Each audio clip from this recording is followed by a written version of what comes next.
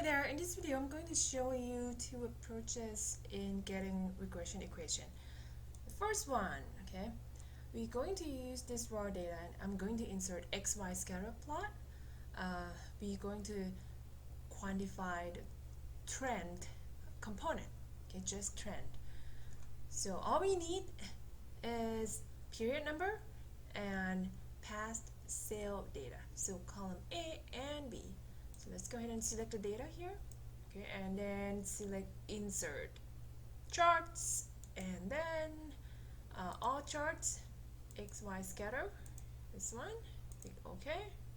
Alright, so this is the XY scatter plot. Right click on one of the blue dots here and then select add trend line.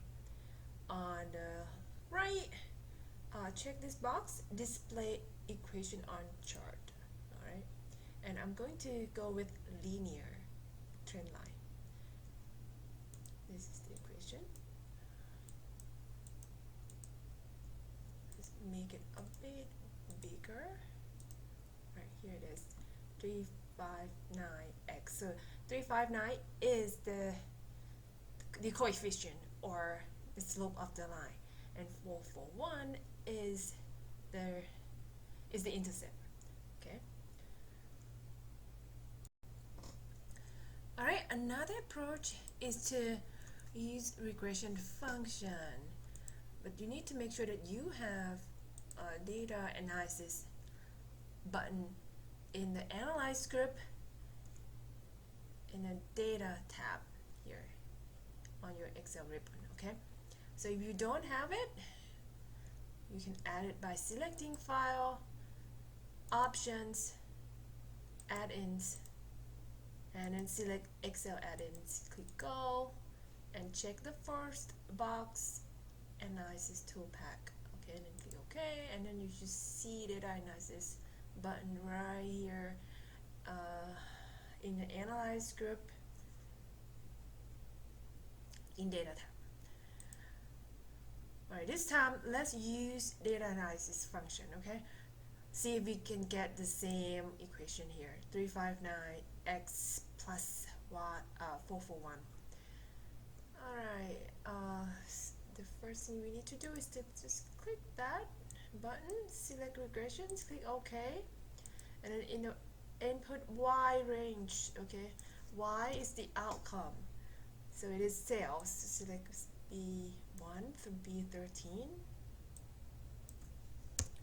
and then X range in this example is period number, because this is time series analysis or trend analysis. Okay, select column A,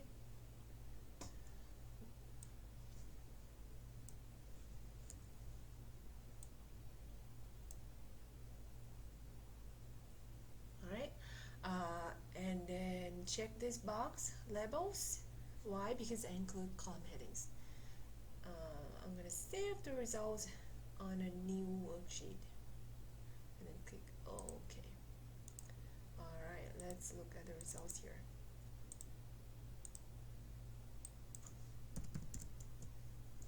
Okay, here is A. Okay, A is intercept, so 441, the same as the number here, right? And 359 is the coefficient or the slope of the line, right? Here, 359, so it's the same numbers. So you can get the equation by inserting an XY scatter plot and then the equation, or you can use data analysis function. Either way, whatever you feel comfortable with, okay? Alright. And one more example before I end this video. So let's go back to the data. This is the raw data. Next, I'm going to show you how to run regression analysis, but this time we're not going to use time series data. We're not going to include period numbers. Okay, I'm going to use sales as my outcome variable and a new permits issued as my predictor variable, or X. Alright, so can start with selecting data analysis here and select regressions, click OK. My input Y range is sales, column B, okay, and my input X range predictor, now it is not quarters, but it's new permits, number of new permits issued, okay. So I'm going to select column C right here. Alright, and then click OK, and this is my results, okay. So let's look at what it means. R square and adjusted R square and adjusted R square here tells you how much variation in the outcome variable that can be explained by the predictor variables that you include in the model. So new permit issues explain about 93-94% of the variation in the outcome variable sales. So that's like very good. And let's look at whether new permit issues is a good predictor or not. We're going to look at p-value right here. So it's very small, right? Usually we use 0.05 as the cutoff value. So less than 0.05, it's good. Here it's very small. It's close to 0. Okay, so this is obviously a very strong predictor.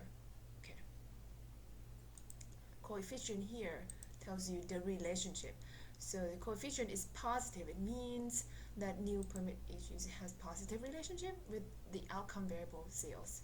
So if new permit issues increases by 1 unit, the outcome or sales increases by 0.34 units. Okay, so this is the meaning of the coefficient. Alright, I'm going to end this video right here. Now, you guys already know how to run regression analysis, how to get regression equations using Microsoft Excel. If you still have questions, let me know. Okay, thank you guys for watching. Bye.